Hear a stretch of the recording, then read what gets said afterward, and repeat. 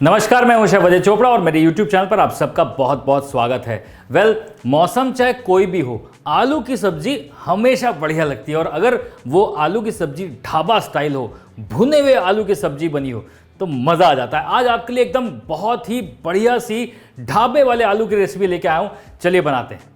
अभी जो आलू की सब्जी है, इसमें जो आलू है वो उबले होंगे, उन्हें भूना जाएगा और भूनने के साथ साथ एक बढ़िया सा मसाला बनेगा, प्याज टमाटर की ग्रेवी बनेगी, साथ में दही भी जाएगा।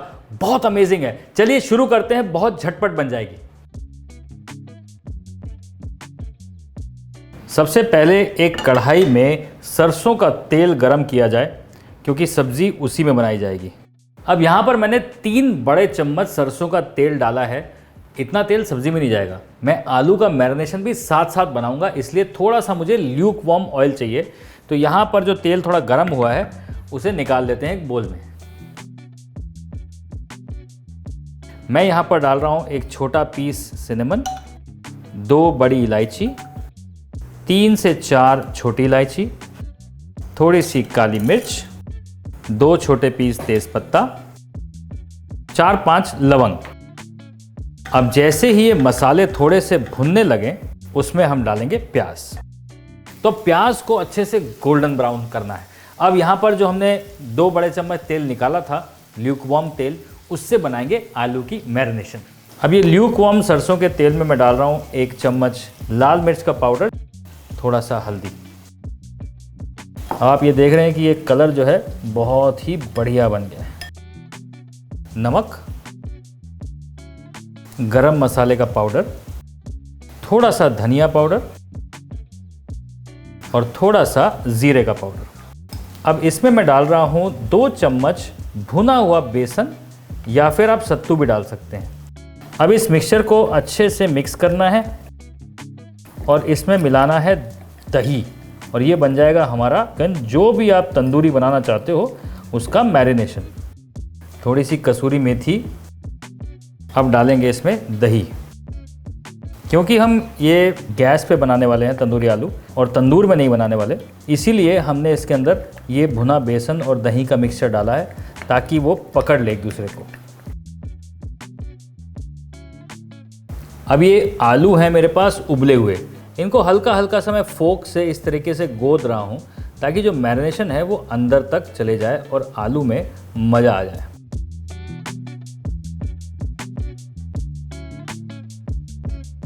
प्याज को बीच बीच में हमें हिलाते रहना है, ताकि प्याज एक साइड से जले नहीं, और इसे क्रिस्पी गोल्डन ब्राउन होने तक फ्राई करना है। अब आलू को हमने फोक से अच्छे से पोक कर लिया, ताकि ये मसाला जो है उसके अंदर अच्छे से घुस जाए। अब ये जो मसाला है, मैरिनेशन है, इसके ऊपर लगा देंगे और फिर उसे गैस पे ही पका लेंगे। बिल्कुल वैसे ही तंदूरी वाला फ्लेवर आ जाएगा।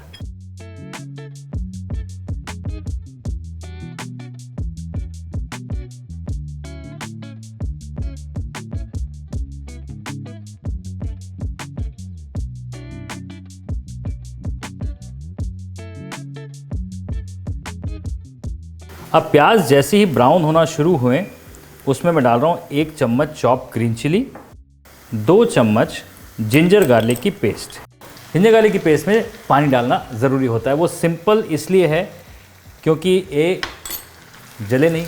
दूसरा, जब ये मिक्सचर प्याज के साथ मिलेगा तो बढ़िया से घुल मिल जाएगा।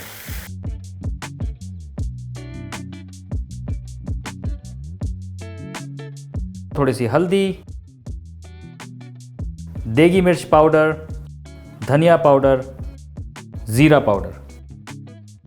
अब इसे अच्छे से बढ़िया से पका लेंगे और फिर इसमें डालेंगे 1 कटोरी दही। दही जब भी आप ग्रेवी में डाल रहे हैं तो गैस को थोड़ा सा कम कर दीजिए, उससे दही फटेगी नहीं। अब दही एक बार जब भुन जाती है तो तेल छोड़ना शुरू हो जाता है। अब इसमें डालेंगे टमाटर की प्यूरी। अब देखिए हिसाब किताब क्या है जी, 2 प्याज हमने चॉप किए थे, 4 टमाटर की प्यूरी है, मतलब जितने प्याज उसका डबल टमाटर। ये ग्रेवी 4 लोगों के लिए इनफ हो जाएगी, तो आप उसके हिसाब से कैलकुलेट कर सकते हैं। अगर बड़ी पार्टी के लिए बना रहे हैं, 10 लोगों के लिए बना रहे हैं, तो आप कैलकुलेशन उस हिसाब से कर सकते हैं। अब टमाटर को अच्छे से पकने दें और फिर उसमें डालें नमक। अब इस ग्रेवी को हल्की आंच पे पकना है जब तक दही, टमाटर, प्याज ये सारी चीज़ें अच्छे से पक ना जाए। इसको कर देते हैं जी एक साइड पे हल्के हल्के पकती रहेगी। और तब तक ये जो आलू है ना बढ़िया वाले मैरिनेटेड, इनको हम हाफ कर देते हैं। इससे ये अच्छी तरह से भुन भी जाएंगे और करारा टेस्ट भी आएगा। अब इन्हें पका लेते हैं। जी हाँ, एक जाली रख के सीधा पकाना है।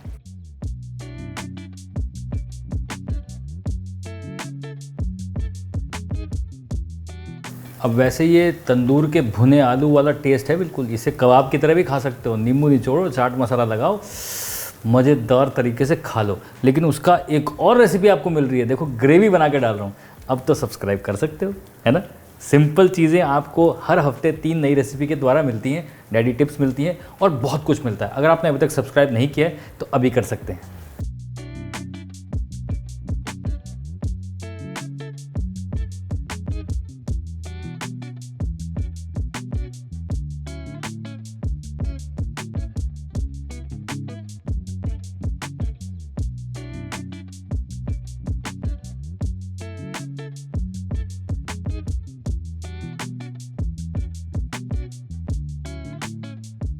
गरम मसाला, धनिया, कसूरी मेथी, ये 3 चीज़ अगर आप किसी भी डिश के एंड में डाल दो ना, टेस्ट बढ़ जाता है। थोड़ा सा गरम मसाला फाइनली डाल दिया गया है। फिर कसूरी मेथी, धनिया। अब इसे अच्छे से लास्ट फाइनल 2-3 मिनट पकाया जाए। भुना हुआ बढ़िया फ्लेवर इसके अंदर आ रहा है, आलू बढ़िया से पक चुका है, ग्रेवी अच्छे से हो चुकी है और ये अब बढ़िया रोटी, पराठे, नान जिसके साथ भी आपको सर्व करना है वो सर्व करने के लिए बिल्कुल तैयार। देखिए कितनी बढ़िया लग रही है ये।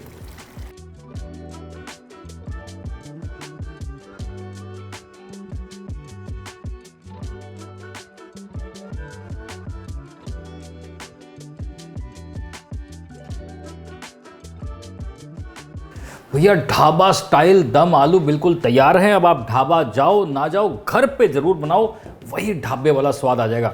साथ में लच्छे पराठे बनाओ, फुलके बनाओ, चावल बनाओ, है बहुत तोड़फाड़ डिश। वो जो भुना भुना स्वाद इसका आ रहा है वो बहुत यूनिक है और उसकी वजह से ये डिश बहुत अमेजिंग टेस्ट करेगी। आप ज़रूर से इसको बनाइए और मुझे कमेंट्स में बताना ज़रूर कि कैसा लगा ये भुना हुआ ट्विस्ट। और अगर ऐसे ही अच्छी अच्छी रेसिपीज़ आपको देखनी है तो हमें कमेंट्स में बताइए कि नेक्स्ट रेसिपी कौन सी बनाऊं।